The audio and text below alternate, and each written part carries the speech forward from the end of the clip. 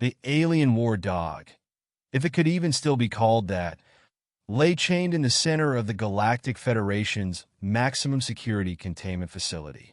It was a massive creature, standing nearly 10 feet tall on all fours, its exoskeleton a mix of jagged, metallic plates and ancient scars.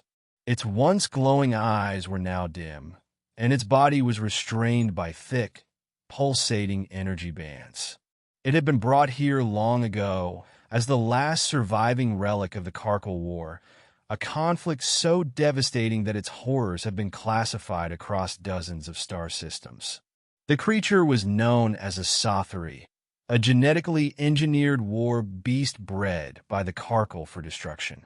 It had laid waste to entire planets, wiped out fleets, and instilled terror in even the bravest soldiers.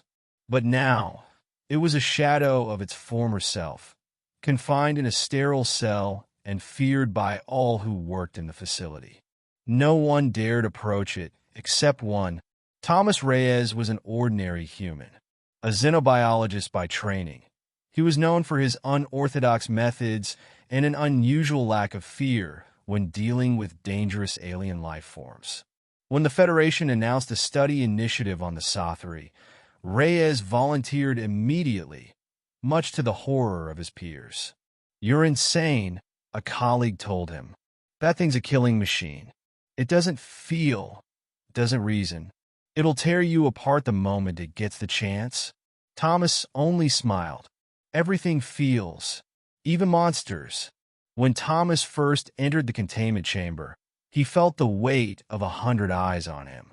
The Sothary's handlers, armed guards, and even high-ranking officials were watching his every move from behind reinforced glass. He approached the creature slowly, his hands raised to show he was unarmed.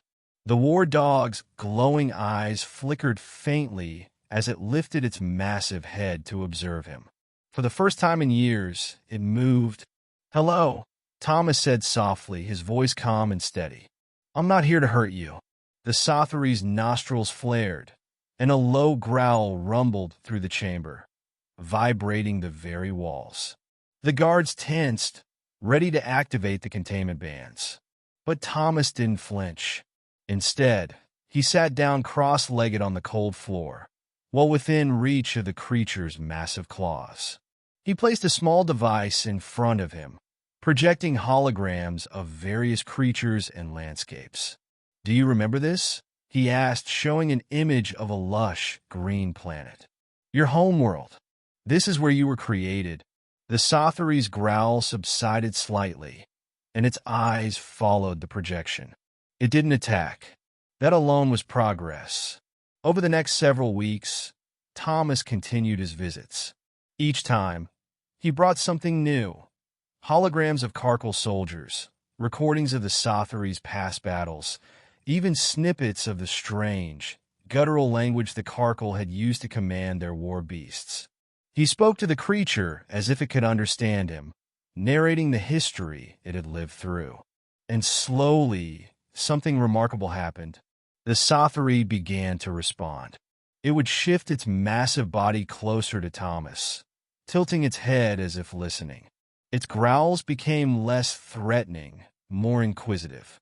It even allowed Thomas to place a hand on its exoskeleton one day, a moment that stunned the entire facility. "You're not just a weapon," Thomas told it during one visit. "You're alive. You've survived things no one else could. That makes you extraordinary." The breakthrough came when the facility's alarms blared one night. A catastrophic power failure disabled the energy bands restraining the Sothary. Chaos erupted as guards scrambled to contain the creature, certain it would destroy everything in its path. But the war dog didn't lash out. Instead, it stayed in its cell, its glowing eyes scanning the frantic humans around it. And when Thomas arrived, it moved to him, lowering its massive head as if seeking reassurance. Thomas placed a hand on its snout. "It's okay," he said. "I'm here."